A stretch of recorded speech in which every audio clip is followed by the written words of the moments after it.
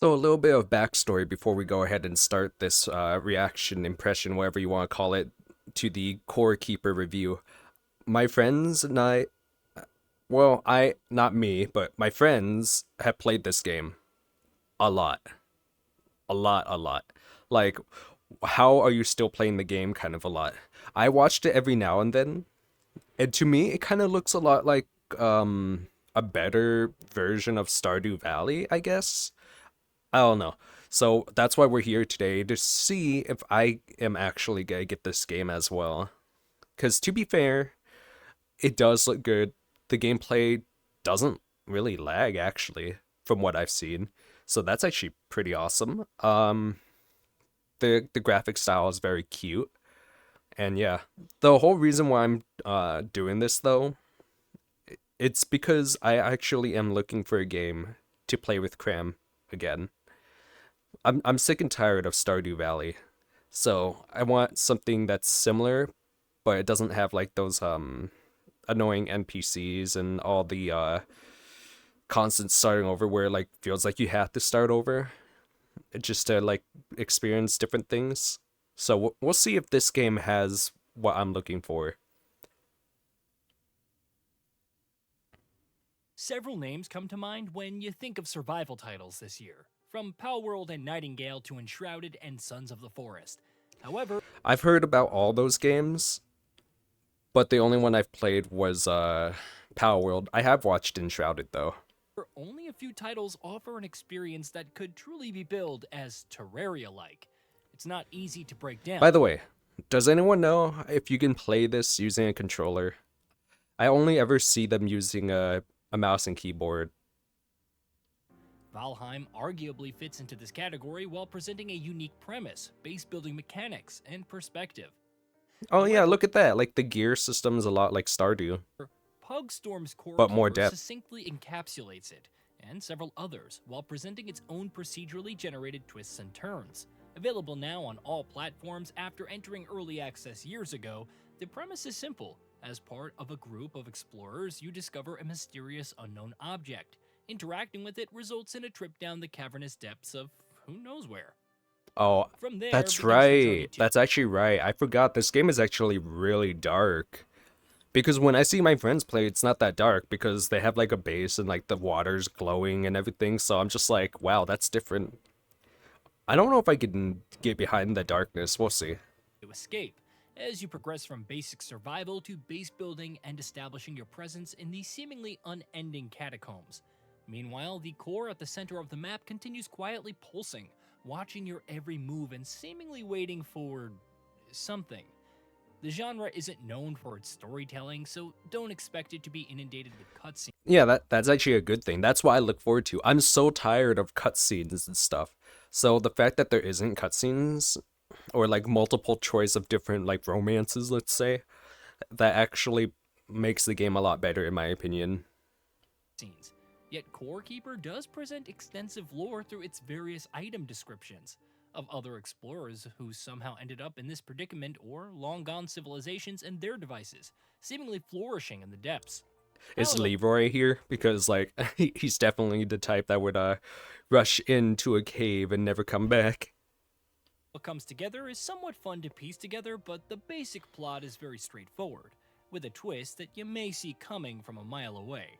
As such, those expecting a narratively rich experience should look elsewhere. That weapon looks like a pain to use, the dagger. It looks like a poison dagger then, though. So that means you'd probably stab the enemy and then run away, right? To make it most effective. Ooh, pain. I do look forward to the combat though. The combat does look pretty nice. A little simplistic, but also like it showed a little earlier too that there was like a big blob for a boss. If I recall, there's a lot of bosses in this games and they have like their own mechanics and that is something I look forward to. Of course, you're gonna get bored of them every now and then once you've completed it a couple times, and then you guys start doing base building. Or just like, keep exploring. I don't know. I don't know what endgame exactly is like because my friends, they kind of just what do you call it? They're base building right now, and I have no idea what else.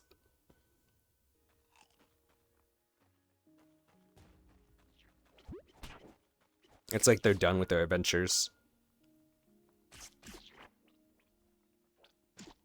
Ew, gross. The gameplay loop is simple: mine, uncover resources and materials, craft gear and weapons to boost your survival, and repeat. Once you've secured some materials, set up some torches and craft some chests for Actually, your. you know what? I can see why people are not using controller compared to mouse and keyboard. Just being able to swap between your stuff as fast as possible is probably a big important thing, especially in a game like this. Because even the enemies seem pretty fast, and these are like beginning enemies. Your ever burgeoning collection of goods and wares. Core Keeper provides the most basic What guidance the for heck what is you should that? do.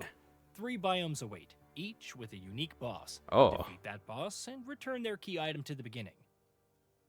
When I debated Trump, no, I spoke about how no, our campaign is a ah, fight for the leave, future. leave, leave. Do that, and the core will awaken, allowing you to access the outer wall. Once you arrive at the outskirts of the map and break through, the game begins in earnest. The objective is to take down 6 titans and harness their souls. Multiple new biomes open up throughout Asio's wilderness with its The biome that my friend's doing, if you haven't already got it, because I said glowing water, was the one that showed up before this one. It was the this one. It looks a lot like this. At least the water, the glowing water looks like that. It just didn't have like the waves. map and break through, the game begins in earnest. The objective is to take down 6 titans and harness their souls. Multiple new biomes open up throughout Asio's wilderness with its disarming beauty that hides snipers and dangerous plants. The Sunken Sea with its mix of threatening tentacles, and the Gross. forlorn metropolis with its hostile mages. And the Desert of Oh Beginnings. hey, that kind of looks like the a Maple Story boss. In Root Abyss. I think that's what it's called. There's like a little dragon head that pops out of the ground, and that looks exactly like it. Bomb scarabs and assassins await. Throughout the experience, you cross paths with Oh, different never mind, hostile it's green. cavelings, each with unique fighting styles, whether it's brute force and magic or nimble dagger strikes. Of course, there are several other threats to beware, from shroomens and larvae to various kinds of slimes. Defending yourself Jesus. means embracing different combat styles, from axes. That's pretty cool. Like having to actually honor the mechanics of bosses. That's actually really neat. I don't know if Cram is gonna like that though. That's what I worry about. It might be too much. and swords to ranged weapons like bows, crossbows, and staves. It's okay. She It's could also stay in possible to the dip into summoning, in the conjuring base. bats and ghouls to fight on your behalf. This is where the feel of Core Keeper's gameplay shines, with attacks and traversal feeling responsive. Parrying feels crisp, and though movement options are initially limited, the top-down perspective means you can't jump or fly around. You eventually unlock offhand. I don't know because I think the game Golden Sun you could jump around, and it's a top down, and that game's old as heck. Well, not jump around, but jump every now and then, I believe. Anyways, I don't think because it's a top down that you can't jump. Heck, even the game Supervive that's coming out can also do it, but I guess that game is more updated and new. For dashing and short-range teleports. As you attack and slash through the hordes, setting down different tiers of crafting tables, stronger equipment is available to leverage, including gear sets. They'll unlock different bonuses depending on the pieces equipped. Every action performed also unlocks points for passive skill upgrades. I noticed all these enemies kind of look like jellies. I thought there'd be like... Well, no, I guess there was a dragon, wasn't there? And then if you look inside them, I guess that's like a core. Increased melee and range damage. I guess it's adding a enemy percentage dependent of for mining what damage to your it's melee attacks, for. etc. The combat is pretty good, and while the average enemies can make for a harrowing experience, something a little too excessively, even with decent armor, the bosses shine. Whether you're Yeah, but dropping if it's the bosses that shine, do bosses respawn? Like that's a big question. Do they respawn and then you can fight them again? They have to, right? Because it'd be boring otherwise. I just assume you get like a different kind of drop, or more of a different kind of drop than the main objective drop. Hopefully. bombs to stop Gorm the Devourer from running around the map or navigating a hellacious inferno against Malagaz the Corrupted. The bosses provide That some actually worries me. So there's an enemy that runs around the map, Gorm the Devourer. What if you just want to make a pretty base and you don't want to like leave? Then will he just come and ruin it? hefty challenges. That only becomes more apparent when dealing with the Titans, especially the Hydras, as each subsequent fight results in another head to deal with. Perhaps the only downside to the Hydras is how annoying they are to track down, especially if you haven't spent the better part of the biome mining out paths to Oh intercept gosh. where Oh they might no. pass. Ooh. You also have optional bosses, even if 4 are different variants of giant slimes. Perhaps the standout among them is Urschleim, who resides in the passage since the fight constantly has you on the move to avoid being run down while targeting its weak spots. I think It's that's the one that was right before this scene. It was the one with like that giant wave when they were hitting with the lightning bolt. perhaps the most challenging boss in the game, even compared to the final boss, which still provides a noteworthy but somewhat sobering conclusion to the story. Forget the story. That brings us to one of the biggest issues with Core Keeper. It's seemingly over too soon. Comparisons to Terraria may crop up, especially since the latter offers much more content, but it's also been around for much longer. Even while taking my time to gear What up, the heck is ensuring, that? constructing admittedly annoying 2-control go-karts, and spending hours finding pitiful amounts of materials to craft boss detecting items, I still got about 40 hours of enjoyment from the experience. Note that this is without defeating all optional bosses, constructing the legendary sword, opening those odd indestructible doors. Okay, so you're basically saying you defeated the Ender Dragon, is what you're saying. Like, I'm saying this in the context of you can do other stuff, and there's, like, it's more about the journey than it is the destination, right? That's why I assume this is, like, you can get the main stuff done, but then there's also the, other things you can do. Like, let's say you can, like, defeat the Ender Dragon with, golden weapons and whatnot. But hey, guess what? There's also diamonds and there's like explosives that you can get and whatnot. So I guess Core Keeper would be like that then, right? Not to mention, I believe the game is still getting lots and lots of updates. It just takes a while. So it's a game that you come back to, I assume. Or cooking every recipe in the book. There's also a frighteningly extensive automation element to the game that could potentially drain tens of hours or more, though it's far from necessary for success. Automation, huh? Some elements, like the skill progression, could be improved. After the final boss fell, there were still multiple late game skills that I had yet to unlock. Not for a lack of killing, cooking, or mining things. Nevertheless, it's nice to see quality of life features like quick trash, only discovered after finishing the game, ironically enough. Well, thank you for telling us that there's a quick trash / quick recycle button.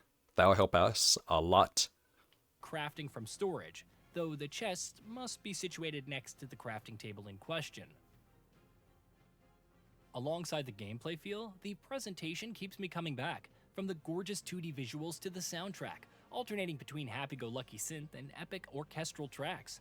The use of lighting is incredible as you I don't mine know. through caves. I would be fine turning off the music after like the first playthrough. Heck, I might even turn it off before then. Let me just listen to like my Barbie music or something. And the glow from the equipment naturally illuminates fresh passageways. Each biome is also visually distinct, utilizing various colors. Oh wait, I just noticed. They have a pet that's following them, like a Neopet. Does it do anything? Does it fight? Without overwhelming too much. Also, It's the so core's cute. eye visibly tracking your movements as you walk past it is a nice touch. Core Keeper is an interesting anomaly in the sandbox genre. It doesn't reinvent the wheel, but it still offers a fresh approach to the Oh, format, I like this one. complete with exceptional This boss place that's all golden. I like that.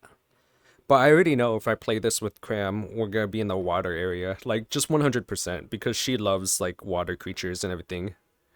battles, great combat, memorable biomes with solid world generation, and gorgeous I think this would be her visuals. second, though. It may not unseat Terraria right out the gate, but it does provide a compelling experience to sink dozens of hours into. I don't know, water still scares me. Like, when we saw this enemy, like, going through the water from, like, one of the transitions when running around, that scared me. It's not even realistic and it scared me. Whether you're designing the perfect base with decorations from all over the map, trying to piece together the mystery surrounding the core, or methodically upgrading equipment, Core Keeper is a polished, addictive title. Perhaps the best part of all of that is that never-ending sense of wanting to see what each new section of the map holds, even when your endgame path is set.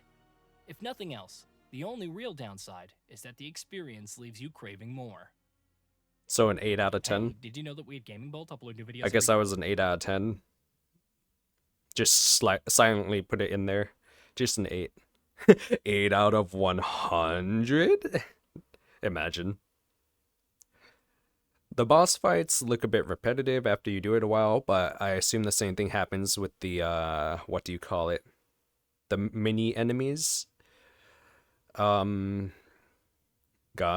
I guess the thing you do is try to build a base in not multiple locations, because the Devourer guy thing, right? He'd probably mess with your base, so probably not a good idea. I don't know. What is the end goal? It's not beating the game. Is it just the journey? Like, when they update the game, what do they add? I never figured that one out yet either. I never asked my friends because I totally forgot to. But yeah, if you guys know, please also let me know. What kind of updates do they bring into the game to make the game like come back to life, if you will. But yes, I hope you guys enjoyed my thoughts and reactions and extra impressions to the game. Yeah. All right. I'll see you guys hopefully later with more Core Keeper stuff, yeah? That'd be cool.